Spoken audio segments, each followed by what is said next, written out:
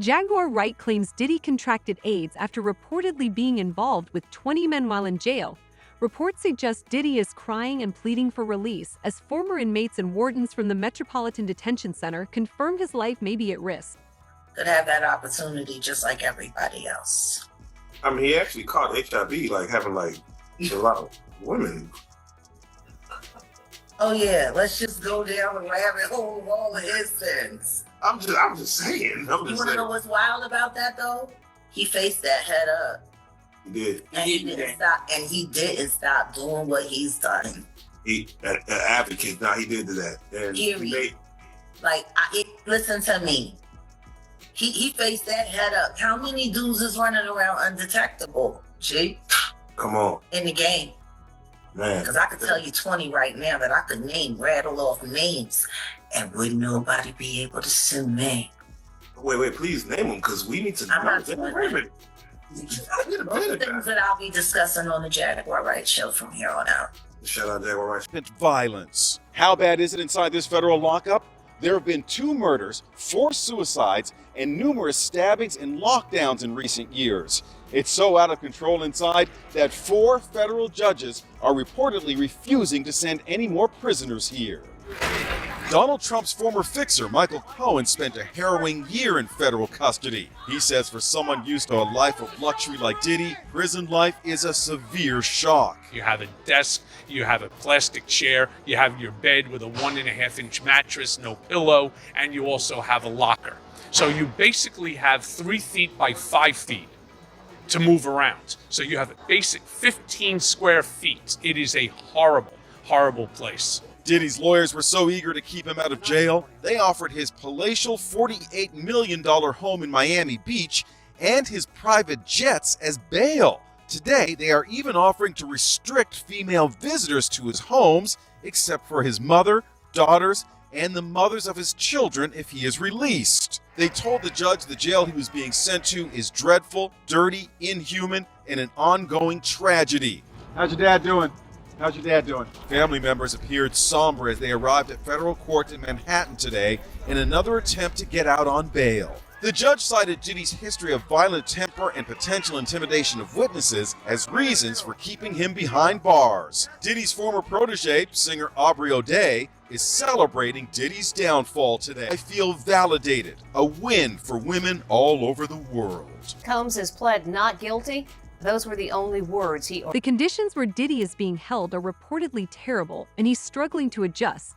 He's terrified of being sent into the general population due to fears of what other inmates might do to him. According to former MDC Warden Cameron Lindsay, Diddy is a likely target for inmates seeking to gain street credibility or make a name for themselves. Lindsay further stated that Diddy will remain a target regardless of which prison he's transferred to. The situation has left Diddy in an extremely vulnerable and dangerous position behind bars. Isn't the only famous inmate to be housed there. We had Sam Bankman-Fried there, R. Kelly, Ghislaine Maxwell. They were all inmates there.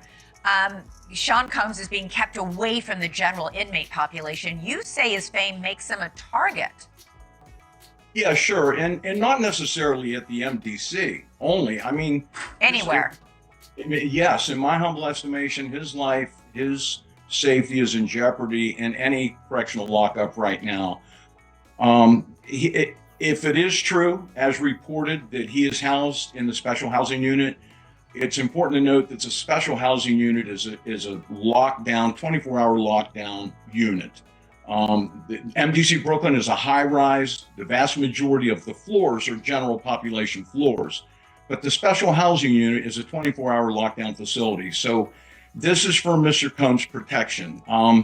His incredible worldwide celebrity combined with the allegations, the charges now, an indictment, of course, of acts of violence against women make him a very attractive target. All right. Obviously, they need to safeguard him. This is a man accustomed to the very finest. He was arrested at the Park Hyatt Hotel in New York City, known for its luxury suites and exceptional food and wine, where one-bedroom suites start at $3,000 a night. He was probably staying in something larger. What is life like for him now at the MDC? I would say 100% total culture shock. The MDC is I've used the word austere a lot, but it is. It's austere, it's strict, it's impersonal, it's cold. And it is a very tough place to be detained. A former MDC inmate revealed that several prisoners are waiting for a chance to target Diddy, noting the dangers of prison violence, including rape and murder. This is the same facility where Jeffrey Epstein died, and there's a real risk of harm to Diddy. Currently, he's in protected custody, spending over 23 hours a day under supervision to ensure his safety, but concerns about his well-being remain significant. Had a breakdown or meltdown over the holidays when he is still at MDC behind bars. What do you make of those reports? Could he have had this meltdown? I believe the reports, and obviously Diddy is someone who's rich and famous and has lived a life of luxury for many years, and now he's in federal prison during the holidays. So this isn't someone who's a hardened criminal who has spent a lot of time in custody. So the fact that he's spending Christmas and New Year's and future holidays in prison is probably finally getting to him. So I'm not surprised that he cracked. You're right, it's definitely a change of tune from his lavish mansions and the holiday season to what he's experiencing right now. As far as the mental health side of things, I remember when Diddy was first arrested, he was put on suicide watch. So obviously keeping tabs on his mental health. Here in this instance, he apparently was asking for the guards to take him to the hospital so he could be treated there. Is this something that we're going to keep an eye on, Diddy's mental health behind bars?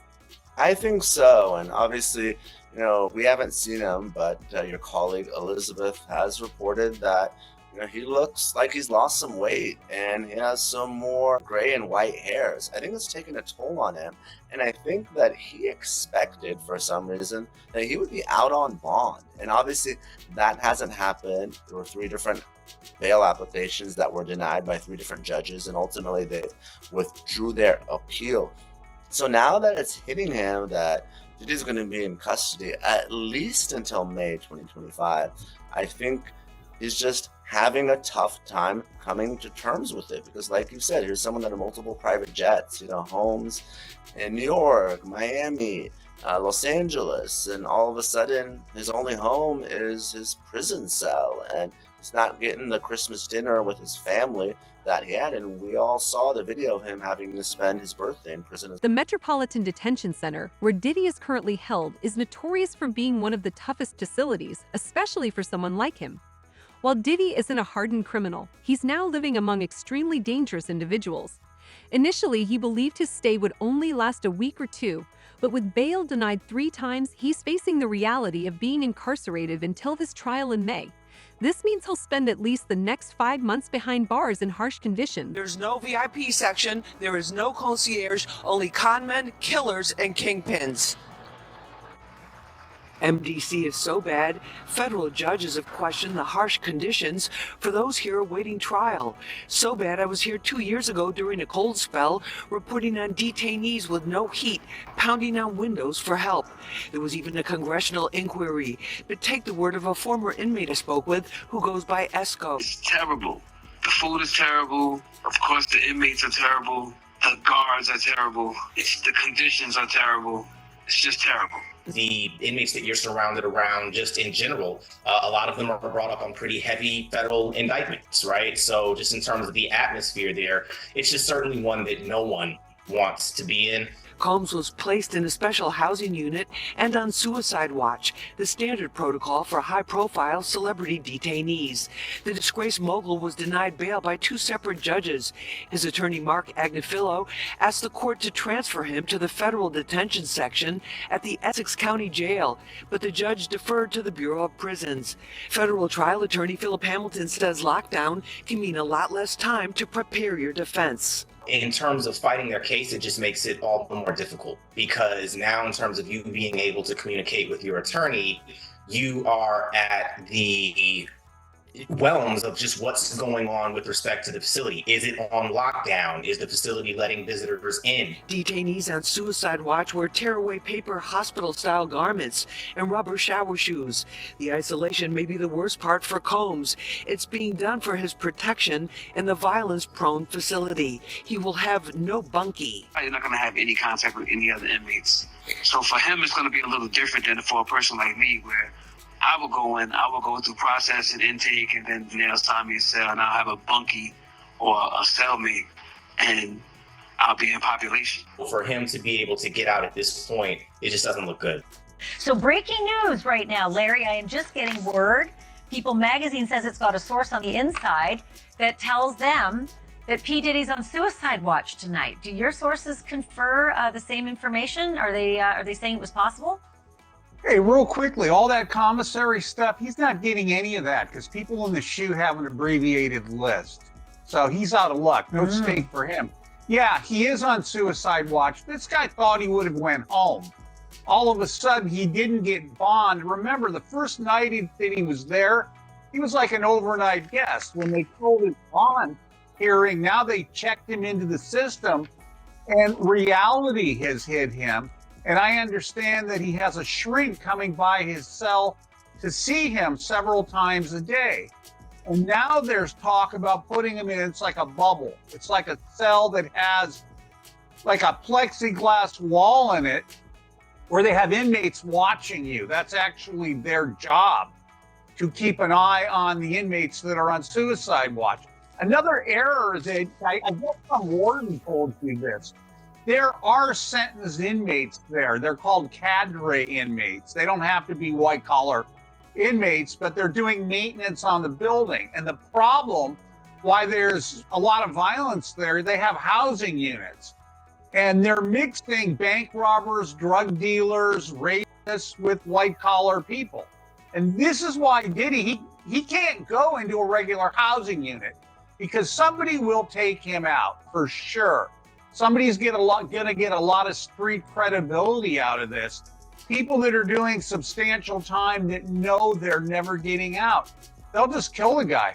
No questions asked. You think that they'd suck up to him because he's got a lot of money, and if he ever does get the commissary options, he would be able to help them. Some people do because I gotta wrap it real quick. Okay, some people do think that Diddy can help them, but this guy's going to be locked up forever. His case will probably take at least 3 years to litigate. He'll stay at MDC. There's rumors that he wants to go to Essex County Jail in New Jersey because he doesn't like MDC. He's a Marshals inmate. There's no way they're going to transfer him back and forth, I don't know, several times a week, 6 Marshals to do it. Jersey. He's out of luck. Listen, I'm going to have you back. I'm going to have you back. I have so many more questions for you, but we've had a lot of break. In an attempt to secure Diddy's release quickly, his legal team proposed a $50 million bail package, offering his $48 million Miami mansion and private jets as collateral. However, despite this, Judge Hain denied his bail, citing that the government provided clear and convincing evidence that no conditions could adequately ensure the safety of the community, leading to the court's decision to keep him in custody. Is that not a fair outcome? What he did here is on a magnitude of unlike anybody else you could imagine. A week after these public searches were televised, he gave us his passport. His children gave us his passport. He then paid off the mortgage entirely on his Miami home, $18 million. It's instructive that he's going to have a bail package ready so that if he was arrested, he would have something ready so that he could get out the next day and show the judge he's taking this very seriously, which he is, which is why 12 days ago, Chris, when we thought there's an indictment that may be coming, he flew to New York the very next day. And that's an extraordinary move for a defendant who's been under investigation that he's been aware of for at least 6 months. He has done everything somebody under investigation can do. I can't think of anything else that he could have done. He's fighting. He's innocent. His team has said we're going to put together the proposed bail package. A $50 million bond, co-signed by him, his mom, and his sister, the mother of his oldest daughter, and his 3 adult sons. It's going to be secured by the equity in his property in Miami, Florida. Home detention, his passport will be surrendered. The government said that's insufficient. They said, look at the charges, look at the weight of the evidence that I just mentioned. They said they have allegations that he and his associates were trying to tamper with witness testimony last year so that they wouldn't cooperate with the government. What do you take away about who has the stronger argument in terms of bail?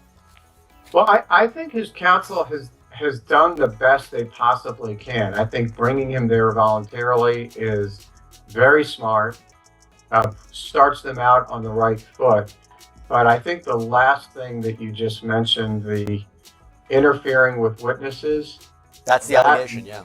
Yeah, if that's true, or I should say, if there's real indicia that happened, I think that might tip the scales in favor of not letting him out pending trial, because I think, and you know this, I think judges take an extraordinarily dim view of that, and that might be the factor that deal that the U.S. Attorney's Office can offer, and it's certainly not one that Diddy will accept. It would involve decades in federal prison. We're talking about mandatory minimum sentences of 10 years for both the drug charges and the sex trafficking.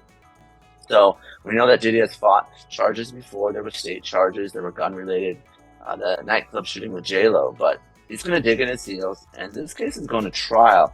So if you're prosecutors, you really want to make sure that your evidence is bulletproof before you go. In a surprising turn of events, Diddy's legal team has acknowledged the existence of the so-called freak-off tapes, with attorney Mark Agnolo confirming they've seen them. Agnolo claimed the tapes, provided by one of Diddy's alleged victims, show consensual intercourse, asserting that Diddy is innocent. This shift is notable, as his legal team previously denied the tape's existence, but has now changed course, attempting to use them as part of their defense strategy. In these videos, it is now abundantly clear that they confirm Mr. Combs' innocence, and that their full exculpatory value cannot be investigated and used unless they are electronically produced. The 9 videos at issue are the so-called freak-off tapes with victim 1 that the government has repeatedly referenced, causing wild speculation in the media. Contrary to what the government has led this court and the public to believe, the so-called freak-offs were private sexual activity between fully consenting adults in a long-term relationship. Like many Americans in the privacy of their own bedrooms, they sometimes film their sexual activity. These videos unambiguously show that the person alleged in the indictment to be victim 1 not only consented, but thoroughly enjoyed herself. And we believe, by the way, victim 1 to be Cassandra Ventura. This is Diddy's ex, who first filed that initial sexual assault lawsuit against Combs back in 2023. She was in that infamous surveillance footage that was published by CNN of an incident that happened in a hotel hallway where Combs is beating Ventura just while wearing a towel. It's a very disturbing video. He argues the videos don't show any orgies or celebrities or violence or coercion or threats or manipulation or evidence of anyone being under the influence of drugs, that this is not sex trafficking. Quote, the premise that freak-offs are inherently dangerous shows that the government seeks to police non-conforming sexual activity, and that it assumes, despite all evidence to the contrary, that a woman's willing participation must have been coerced. That's interesting, because that's something we've long suspected, that the defense is not going to shy away from the term freak-offs. They might accept, yeah, Combs called these freak-offs, but this was entirely consensual. It was all in the up and up. It might be different to you and me, but there's nothing illegal going on here. Really, if the government is the government in the Southern District of New York, I can't imagine this is what they're hanging their hat on if it's what the defense describes. It's like one of those things that when you have a weakness in a case, the government has to decide how they're going to use that. My guess is they're going to use it to show that there were sex workers, that these sex workers were paid. I would imagine that they have the sex workers that are in the video to come in and describe what was going on or what happened before they went on tape, whether or not they had drugs or alcohol or anything else, whether or not Cassie had drugs or alcohol, whether or not there was a discussion between Sean, Combs, and Cassie before the tape started. So Right. I think that the tape is going to be one portion of it, but the testimony of either the sex workers that were in the video and or Cassie is going to kind of tie it together. Amid growing evidence that Diddy poses a threat to those around him, including potential abuse of children as young as 7, his family has begun distancing themselves. During Diddy's recent bail hearing, no family members attended except for his sons. Notably, both sons are also under investigation for allegations of abuse, adding further scrutiny to the situation. Interesting too, because this time around, Diddy was brought in first. He was brought in about a couple minutes after 2 p.m. today, and we were all kind of waiting to see. We had heard mumblings that his mom might be in courtroom, that we were waiting for the children, but then nothing happened. But then then, in another twist and turn, the children do walk in, but this time it was a lot smaller bunch than it was the last time. So last time you're having all of Diddy's children, except with the exception of Love, who is just a 2-year-old child, so she wasn't at court. But you had all of Diddy's children there except Love. But this time around, you just had Justin Combs and Christian Combs, meaning that there was no Quincy there today. Delilah and Jesse weren't there. Chance wasn't there, and the caretakers of his younger children who aren't of age just yet, they were not present inside the courtroom as well today. But his mom also wasn't in court today. So when Diddy came inside, it was still that standard issued NBC jumpsuit. He's wearing khaki. From that video of, I think that was obtained by Daily Mail back in September, of Diddy playing hacky sack in Central Park, to now he appeared just astonishingly thinner, which you can expect to be inside a federal detention center for a couple months now. A lot different from the luxury lifestyle that he was living before, but he appeared very noticeably thinner, and maybe being locked up in detention is starting to... Sources close to Diddy say he's on the verge of giving up. Recently, he suffered a mental breakdown, crying and pleading for release. His bodyguard, Jane Deal, stated that Diddy doesn't have the strength to endure life behind bars. If sentenced to life, Deal fears Diddy might even attempt to take his own life. To a report from the Daily Mail, that's why Diddy had a breakdown. A person close to him apparently said, quote, "Spending the holidays behind bars was a nightmare for him." If we're to believe all this, Diddy had a meltdown in his cell and begged the guards to take him to the hospital for observation, but they refused. This same friend or person told the Daily Mail, quote, "He eventually managed to calm himself down with the meditation technique he's been using while he's been behind bars. It took him a few hours of deep breathing and focusing to get out of the bad space he was in, but he finally managed it." This isn't the first time Diddy's mental health has come into question while he's been at MDC. When he first arrived, he was on suicide watch, which the U.S. Department of Justice National Institute of Corrections describes as supervisory precautions taken for suicidal inmates that require frequent observation. Diddy's suicide watch was only temporary, though. He was housed in a special protective unit of the jail after that for the first few weeks of his stay.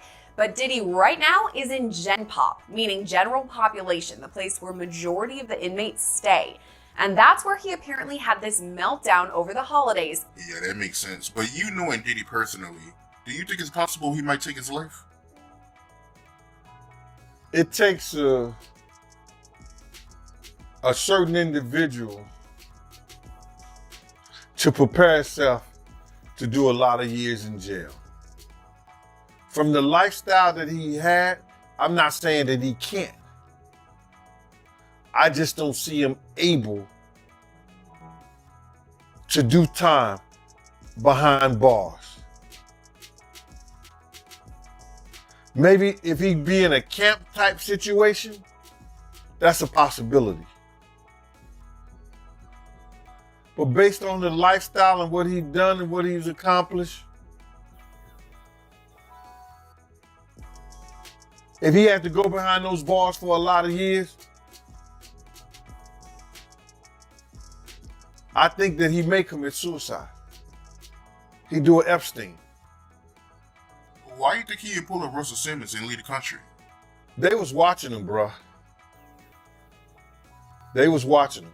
And then I think that he had to turn over his passport. Even if you own your own private jet, they have a system up there whereas that they supposed to check your passport and anything that you need to fly as if you were flying commercial. Lawsuits and allegations against Diddy continue to pile up, with over 40 lawsuits filed so far. According to lawyer Tony Busby, the number of victims could be in the hundreds. With so much evidence backing these cases, it's no surprise that Diddy is worried. Federal officers involved in the raid at his home have stated that the evidence they found all points to Diddy's guilt, further complicating his legal troubles. For years, P. Diddy's gotten a whole pass. He's actually created his own kingdom where he makes his own rules, and you got to follow his rules or you get penalized. And guess what, Laura? He's now in a federal penitentiary, and for the first time in his life, he's facing his own fate at the hands of somebody else. And I will tell you, Laura, I've done federal cases, that's not the place you want to be in federal court. 90% of federal criminal indictments brought down are pled out, right? A plea deal is brought. And of the only 10% left, 90% of those defendants that go to trial, they lose. So he is looking at a daunting uphill battle to fight these horrible charges. Now, Brian, one of the DHS agents involved in this raid on his Miami mansion described what he saw inside the house, saying that, in my opinion, he's as bad as Epstein. These women are young, either barely legal or barely illegal. Brian, this sounds like he was a monster. Yeah, Laura, I will tell you that this indictment was very detailed, by the way, too. Your viewers should know there were over 300 subpoenas served, over 50 witnesses interviewed. Why is that important? Because the federal prosecutors aren't going to be leveling an indictment like this unless they have ammunition and they have cause to bring it. And the core issue at this case, which the feds have to prove, which it's looking like they can, is that P. Diddy essentially controlled these women, that he threatened them with stopping the money that he was paying them, that he spiked their drinks with drugs, that's been alleged in the indictment, and that he basically told them, I'm going to ruin your life unless you engage in these freak-offs. And that's really what the prosecutors got to prove. And if you've got some victims coming forward to talk about that, you've got financial records that prove that, travel itinerary that proves that, P. Diddy has very little defense. And I got to tell you, Laura, if this guy wants to fight these charges, he's going to have to step up and walk into a courtroom and talk about it. If he doesn't testify in this case, he is dead on arrival. Well, who else is on these tapes? I mean, will the tapes ever see the light of day? I mean, that's what everybody's talking about. Who else is there? It's like with the Epstein, his pleasure island. Who else? Who went? Who was there? What's the manifest? But Brian, chances 1 being least likely, 10 being most likely. Will we learn of other celebrities that were at these freak-offs? Yeah, I think you've got an 8 or a 9 for a likelihood you're going to hear about it. Why? Because there are going to be more indictments coming down, Laura. That's an important point here, because he's being charged with racketeering and conspiracy. You're going to have, well, let's start on the inner circle. You're going to have former bodyguards. You can possibly have former musicians that he was with. You've got personal assistants that are going to be, they're already talking about this. Some of those are likely to be charged. And then guess what? If you've got some music moguls that are sending women over to these alleged freak-offs, then you've got some top people that are going to start crumbling too, because they're all part of what's called this. The mounting legal battles, personal struggles, and increasing allegations paint a grim picture for Diddy. Is this the downfall of a once celebrated music mogul, or could he somehow turn things around? With more revelations on the horizon, this story is far from over. What do you think? Let us know in the comments and subscribe to Celeb Journey.